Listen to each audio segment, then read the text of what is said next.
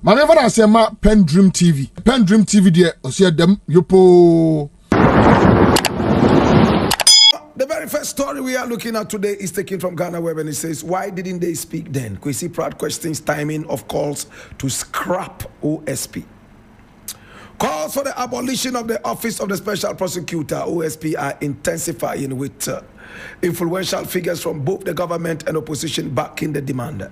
Now, the managing editor of the Inside newspaper, Kwesi Pratt Jr., in a statement posted on X on December 10, 2025, described the growing chorus as remarkable, noting that even key legal heavyweights linked to the NPP, such as Professor Michael Kwesi and Sami Okujato, have now joined the call. Who could have predicted that leading legal professionals and long-standing members of the NPP would support scrapping the OSP in 2025? He asked. He argued that the central justification for creating the OSP to shield anti-corruption efforts from perceptions of presidential or governmental influence was compromised from the start. The law establishing the office vested the power to appoint the special prosecutor in the president and made complete nonsense of the insulation of the special prosecutor from perceived presidential control.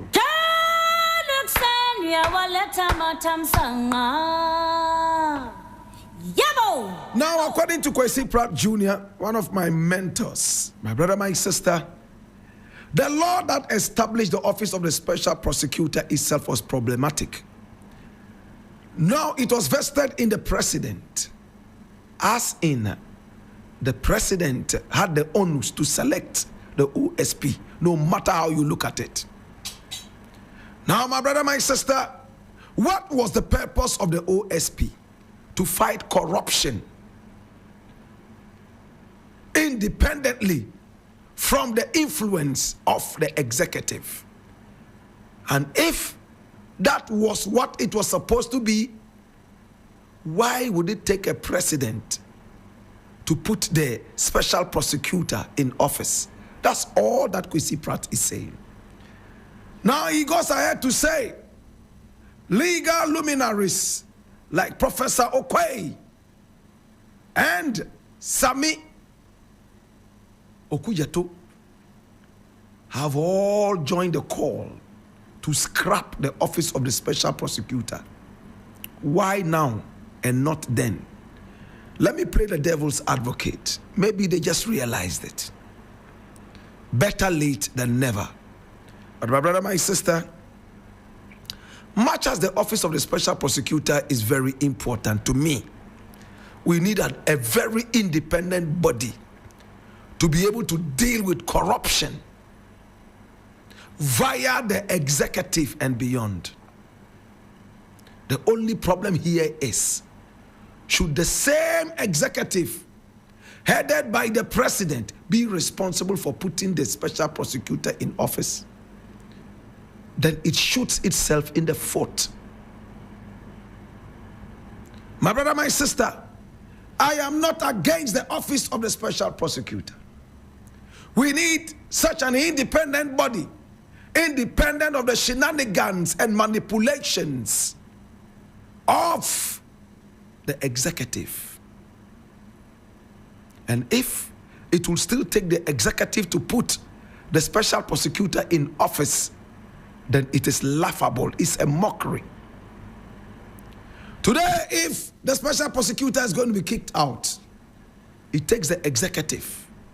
Petitions are sent to the president, and he forwards this to the same people that he controls, the CJ and all those people who were put in place by him,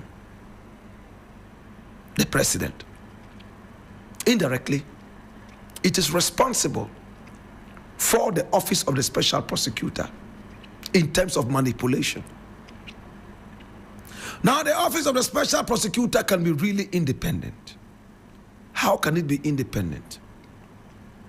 It should be an office that can be supported wholeheartedly and facilitated by the Association of Lawyers in Ghana, the Judiciary. My brother, my sister, the Association of Lawyers, the Ghana Bar Association, and such outfits can always release the names of who a potential special prosecutor should be. Maybe 3 names. Each time there's the need to choose one. And each time there's the need to kick out another, it should take the bar to be able to go out there and argue his way out as to why this person has to be taken out. Better still, a team of lawyers or such an outfit could be mandated to handle the office of the special prosecutor. So that anytime we need to remove a special prosecutor, we don't have to go through the executive. Maybe we don't even have to go through the courts. They have their own way of disciplining whoever it is. My brother, my sister, and once we trust them, they should be able to do a good job. I don't know how many people agree with me, but it is subject to debate. As long as the executive is still fingered in the office of the special prosecutor, it's a mockery to say that it is independent of the executive. I leave it here. Very interesting thing here I would like us to look at. And I think that we all need to open our ears with rapt attention. Ghana is going for the World Cup. We're going to be spending a lot of money taking Ghana there. Now, by just qualifying, Ghana is supposed to be given some good amount of money to prepare. But that money, my brother, my sister, big as it might be, Ghana will still need to push in some more money. Of course, we have learned our lessons. We are no longer going to fly dollars to the Black Stars team wherever they are. We have learned our lessons. The Black Stars must be built on patriotism. 100% patriotism. Now, when money becomes the central backbone of the Black Stars, then we don't have a team. The World Cup has gone beyond a game. It's a political representation, cultural representation, a representation of pride, national pride, continental pride. My brother, my sister, as it stands right now, it behoves us as a people to take this very seriously. Our coach is 99% German, 1% Ghanaian. Our coach is not a patriotic coach. Our coach in the last World Cup demonstrated enough effrontery and disrespectful behavior to the country. This coach cannot take the team anywhere. Nothing good can happen to the country without patriotism. Now, in the last World Cup, he resigned by a text message, we were told, to the president. This time round, when the team is kicked out early, he will just enplane for Germany and straight to Hamburg, his base, where he will forget a nation that did not look at patriotism before appointing him. When he first came, we all were very hopeful that he will be able to do something in honor of the nation. We all believe that a true son of the land had come home. But he has demonstrated beyond doubt that he's 99% German, 1% every other. Now, somebody would ask me, does it really matter? In the past, we had white coaches coaching us. My brother, we had that Serbian coach refused to jubilate when the Black Stars scored against his country. Do we remember that? The Black Stars scored against Serbia and they were jubilating. Players came up to the coach in the usual fashion of carrying him shoulder high. He pushed all of them away, and out of anger, he walked away from them. Later in an interview, he said he couldn't be seen jubilating over the defeat of his country, Serbia. That's patriotism. He had drawn a line between a game and national pride. My brother, my sister, those of you who are still in the game portion of the World Cup, the World Cup has gone beyond a game. It's gone beyond a tournament. This is a national, a continental, a race representation. I'm telling you.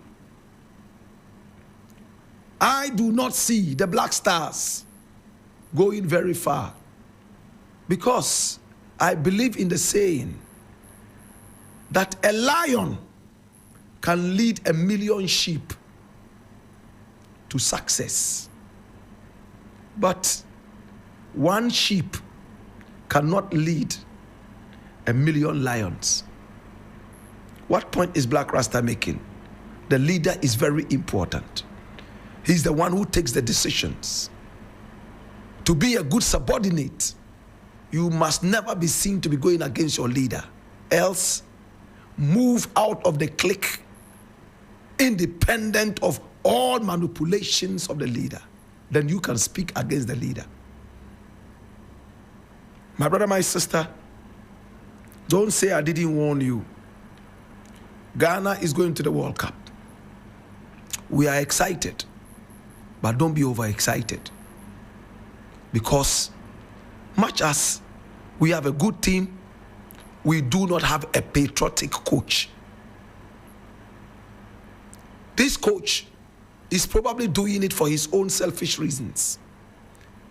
If it was Germany that had put him there in charge of the German team, then you would have seen patriotism at its best. Let's groom our own Ghanaians. Let's groom our own Africans. Let's groom our own people to be able to push this agenda, because the game has gone beyond just a game. My brother, think about it deeply. If we don't do this, we would always laugh at the wrong side of our mouths. A word to the wise is enough. When he says, who are you to warn judges? Kwesi Pratt slams Afenyo marking. Veteran journalist and managing editor of the Inside newspaper, Kwesi Pratt Jr. has warned Majority Leader in Parliament Alexander Afenyo marking over recent comments he made about the judiciary. Now, speaking during a panel discussion on Metro TV on December 10, 2025, Kwesi Pratt described the Minority Leader's remarks, accusing judges of acting in the interest of the political paymasters, as dangerously contemptuous and capable of attracting severe legal consequences. According to Pratt, actions and utterances that in previous decades might have attracted immediate sanctions are now being treated with unusual leniency. He referenced an ongoing case before the Court of Appeal, expressing astonishment that a lawyer would address a press conference just 24 hours before the court sits, issuing warnings to judges about what decision they should or should not take. Now you see, So many things have changed over the years. Some of the things that happened yesterday in the 1960s and 70s would have resulted in people going to prison today for contempt. There is an application before the Court of Appeal, 24 hours before the court sits. Somebody who is a lawyer addresses a press conference and is warning the Court of Appeal judges not to take a certain position. That's clear contempt. Clear contempt. Who are you? Before the judges have heard the case, to hold a press conference to warn the judges that they must take a particular decision, or that you would hold them responsible for the chaos, and that will happen in the country, and that if they take a certain line of action or a certain decision, you will act. Afenyo launched an attack on the judiciary after the Tamale High Court annulled the 2024 parliamentary elections in the Pandai constituency.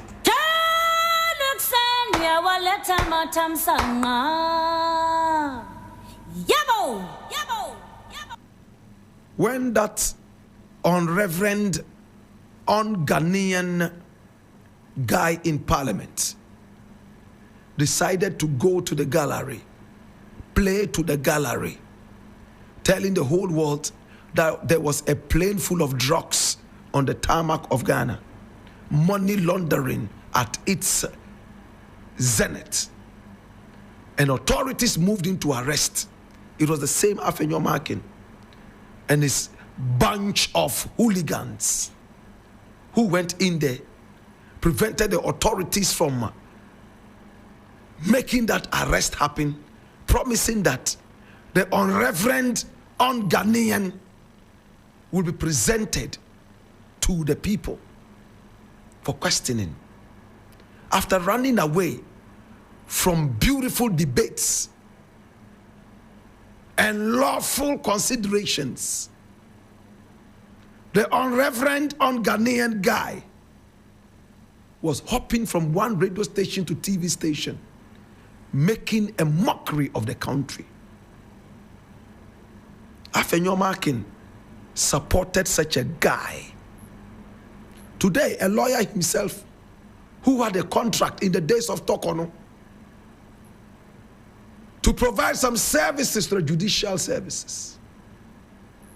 And when Tokono was going to be kicked out, he realized holes were going to be punctured in his pocket. So he started backing. Now he's warning judges, telling them that he will deal with them should they play to their paymaster's tunes.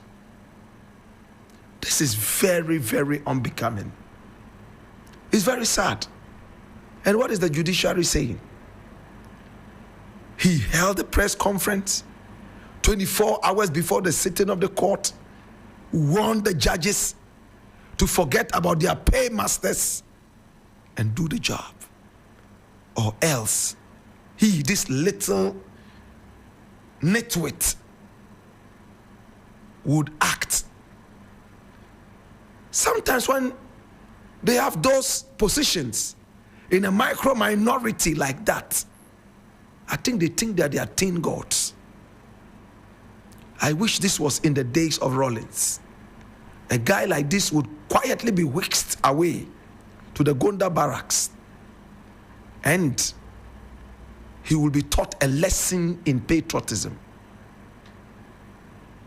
decency, and discipline. And the NPP is sitting down there watching this guy, making a hero out of him.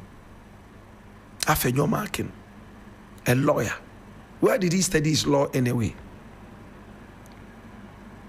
Who were his teachers? Could they be the same guys who were caught on Anas's tape taking goats and money as bribe to free armed robbers? I'm sure it's one of those that taught him. His teachers were bribe takers and thieves. So every other lawyer to him and judge is a bribe taker. He has a certain paymaster. It's a shame. What is the judiciary saying? What is the court saying? You're going to let him go free? and thinks he's some kind of a hero. Dedi kama mamena PENDREAM TV ase. Na so far so good. Say open online portal e wo Ghana. Nipa share, nipa follow, nipa comment here. To my best of knowledge, without any biases, PENDREAM TV.